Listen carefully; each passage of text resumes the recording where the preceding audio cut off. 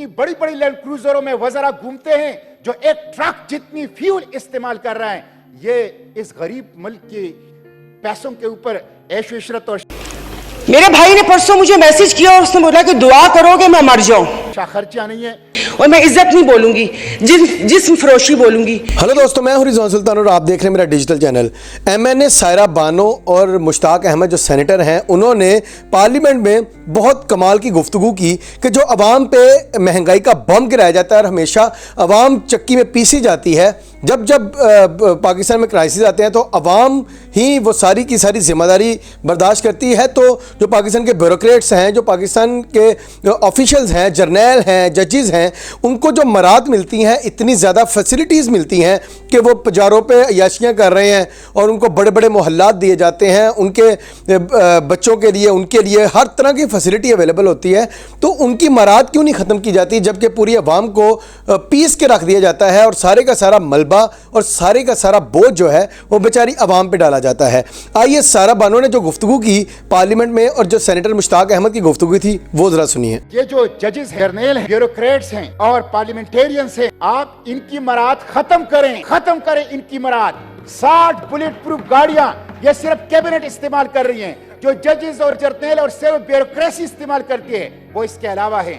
इतनी बड़ी बड़ी लैंड क्रूजरों में वज़रा घूमते हैं जो एक ट्रक जितनी फ्यूल इस्तेमाल कर रहे हैं। ये इस गरीब मुल्क के पैसों के ऊपर ऐश इशरत और खर्चा नहीं है। मेरे भाई ने परसों मुझे मैसेज किया और उसने बोला कि दुआ करोगे मैं मर जाऊं, और वो सिर्फ एक मेरा भाई नहीं है, मैं पूरे अपने जो भाई जिनका राब्ता मुझसे नहीं है मैं उनकी मैं बात कर रही हूं।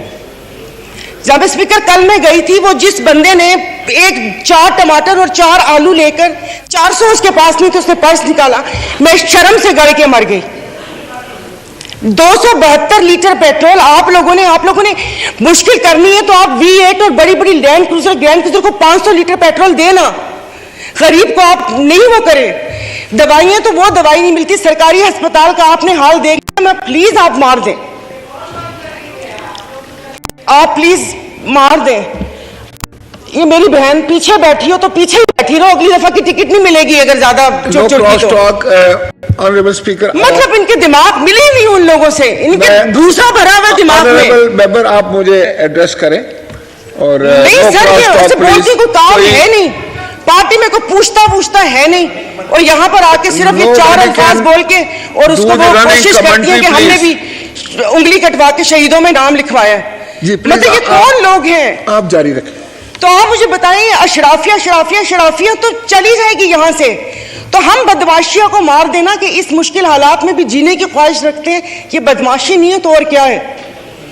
इज्जतें नीलाम हो। अभी तो पहले किसी ने मुझे कहा कि आगे क्या होगा, बच्चे तो बिकते थे, इज्जतें भी नीलाम होती थी। आई एम सॉरी, भले आप एक्सपेंस कर दीजिएगा अल्फाज, पहले ढके छुपे होती थी, अब खुलेआम होंगी।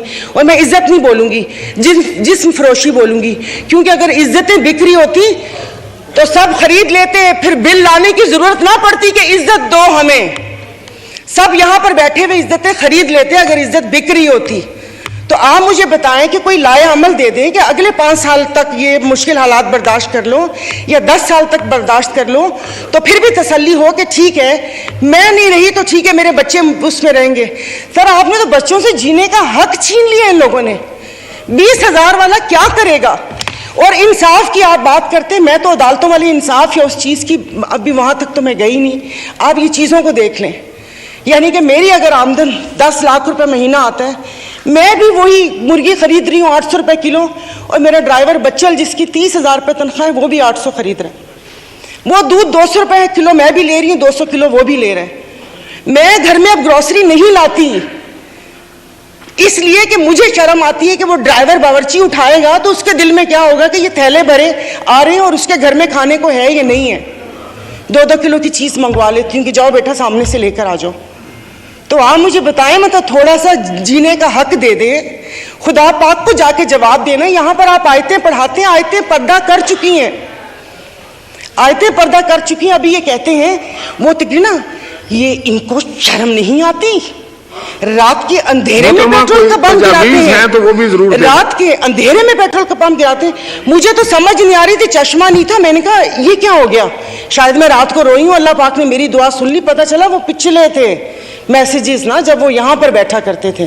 اب سب کچھ جائز ہے, سب کچھ حلال ہے. یہاں پر بہت ترکی ہمارے بھائی ہیں, اور شکر الحمدللہ شام کا نام بھی لیا, کیونکہ پہلے ایک ہفتہ تو اس بیچارے کا نام ہی نہیں تھا. پھر جب انٹرنیشنل میڈیا نے ڈالنا شروع کیا تو ہم نے بھی شام بولنا شروع کر دیا. ہمارے بھائی ہیں, ہمارے مشکل وقت میں کھڑے ہوتے ہیں, دل و جان سے مدد کرنی چاہیے. وہاں پر جانے کے لیے اتاولے تھے, کبھی کہاں تباہی آئی ہوئی, اس دن کوئی پہنچتا ہے, اس دن کوئی پہنچتا ہے. جائیں تو تب کہ آپ اپنی ویلتھ میں سے, جیسے یہ بھائی نے بولا کہ ہم لوگوں سے تو لے لی تنخواہ, عوام سے بھی وہ دے دیا, عوام کے پاس ہے جو عوام ڈونیشن دے گی, وہاں پر اللہ پاک ان کی مدد کرے گا. اور وہ ریاست ماں جیسی ہے, ان کے حکمران ہمارے جیسے نہیں ہیں, ان کے لیے وہ کھڑے ہیں. دبی ہوئے عوام کے لیے ہم اظہار یکجہتی کے لیے بے چین ہو رہے ہیں, لیکن یہاں پر جو مری ہوئی فاقوں سے عوام ہے اس کے لیے کوئی دل میں درد نہیں ہے. تو ابھی یہ آئین کی تقریبات کے لیے کتنے پیسے وہ ہوئے, انہوں نے ابھی بولا کہ ہم تنخواہ نہیں لے رہے. 1,80,000 سے کیا ہوتا ہے, وہ تو ویسے ہی ایک وقت کا کھانا ہے, کھانا پینا. تو لیکن باقی جو چیزیں ہیں وہ, یہ جو گاڑیاں, یہ فیول کارڈ, ان کی تام جھام, ان سب پہ کتنا پیسہ خرچ ہوتا ہے. دیکھو خدا کا خوف کر لے, میرے پاس کوئی الفاظ نہیں ہے, یہ سارا کچھ میں نے لکھا تھا لیکن یہ بے فضول ہے. میں کس کو اشاریہ سناؤں گی کہ 13 پوائنٹ یہ ہوا, موڈیز کی ریٹنگ یہ ہے, وہ ٹرانسپیرنسی نے یہ بولا وہ بولا. ہم میں سے تو کسی کو بھی ضرورت نہیں ہے, سب الحمدللہ کھاتے پیتے گھرانوں سے ہیں, سب الحمدللہ کھاتے پیتے گھرانوں سے, لیکن کسی اور کا تو سوچ لیں. تو یہ یہاں پر پلیز, مطلب اب تقریباً سال ہونے والا ہے, آپ بھی کہتے رہے لیکن یہاں پر آنے کی توفیق نہیں ہوئی. میں کچھ لوگوں کا, آپ لوگوں کو دلچسپی ہوگی, آپ یقین نہیں کریں, مجھے اس آڈیو لیک سے پی ٹی آئی کیا کر رہی ہے کیا نہیں کر رہی ہے مجھے کوئی دلچسپی نہیں ہے. لوگ, عوام مر رہی ہے, آپ اس کو دیکھیے.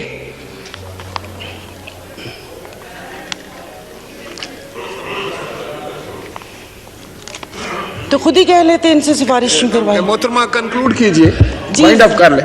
تو میں وائنڈ اپ ہی کر رہی ہوں. میرے پاس تو کوئی ظاہر ہے وہ اتنے نہ اشاریے ہیں, نہ میں نے معاشیات اتنی پڑھی ہوئی ہے. کالج نہیں تھا وہ, ایسے ہی وہ کالج تھا, سائنس کالج نہیں تھا, آرٹس کالج تھا, سمجھ بھی نہیں آتی تھی. معاشیات ایگزام تھا, 30 نمبر تھے, 3 گریس مارک ملے تھے, 33 نمبر ہیں معاشیات کے.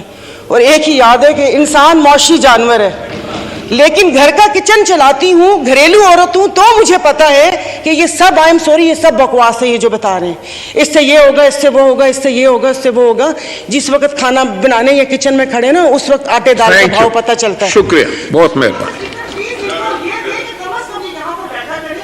اور جو امن و امان کا مسئلہ ہے, وزیر داخلہ آڈیو لیکس پہ بیٹھ کے مجھے کو دعوت دینے کے بجائے مسئلہ, شکریہ.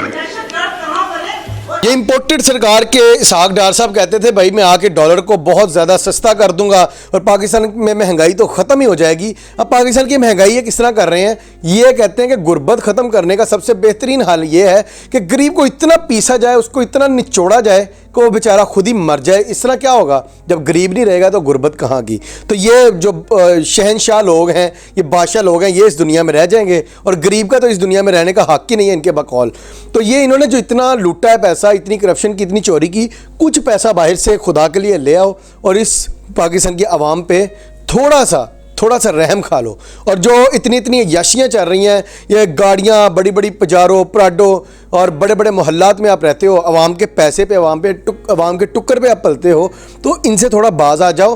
اور نہ صرف پارلیمنٹیرین بلکہ جو بیوروکریٹس ہیں ان کی بھی جو اتنی عالی شان مرات ہیں اور فیسلٹیز ہیں ان کو ختم کرنا چاہیے.